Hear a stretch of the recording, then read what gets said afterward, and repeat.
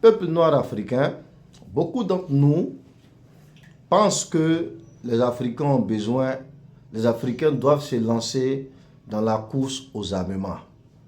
Parce que selon eux, l'Afrique est tombée parce que les Africains n'avaient pas d'armes à feu. Et l'Afrique n'a pas sa souveraineté parce que les Africains n'ont pas d'armes de dissuasion. Nous ne rejetons pas cette idée en bloc.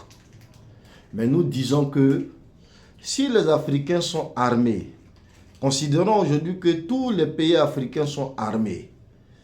Mes chers frères, je vous rassure que ces armes-là permettront aux Africains de s'entretuer.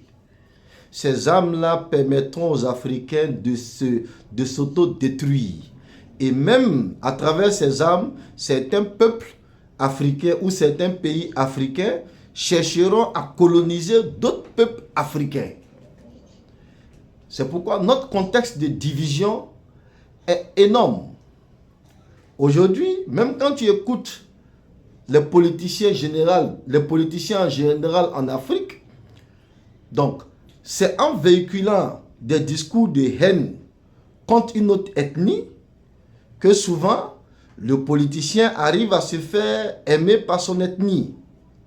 Quand il promet une revanche par rapport au conflit passé, par rapport, n'est-ce pas, aux divisions passées, donc il a un positionnement.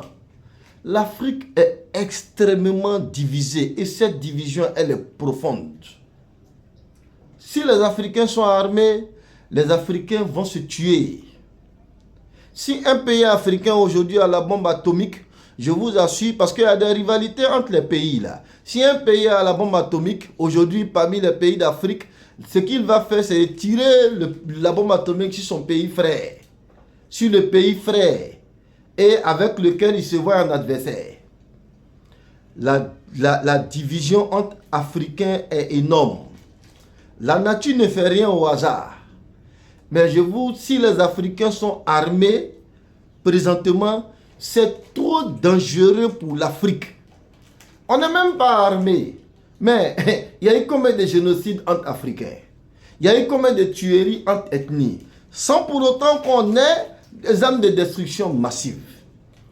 C'est pourquoi nous, les membres de l'AFNA, nous voulons commencer les choses par le début.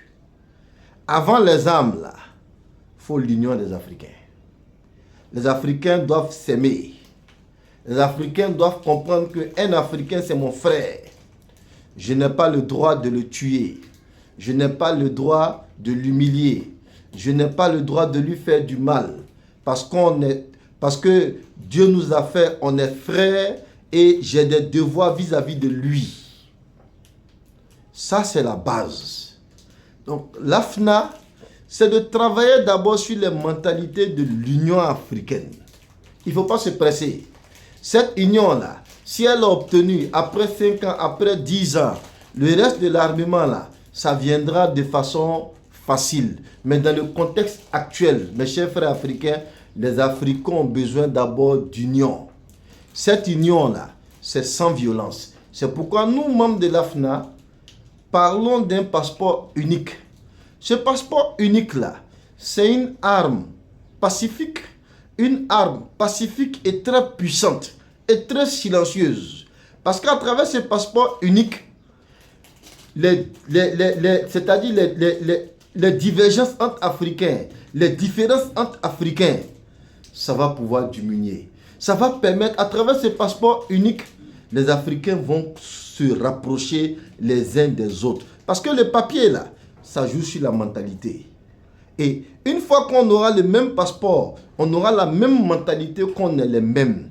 Une fois que ce niveau sera atteint d'union, où les Africains même sont convaincus qu'ils ne peuvent plus prendre les armes contre Africains, en ce moment-là, la course à l'armement, bien évidemment, l'Afrique en aura besoin, n'est-ce pas, pour pouvoir se défendre, pour pouvoir se protéger en cas d'agression. Donc c'est pourquoi, pour plus d'informations, rejoignez-nous à l'AFNA avec le groupe WhatsApp pour qu'on puisse développer encore, n'est-ce pas, notre fraternité africaine. Bonne compréhension à vous.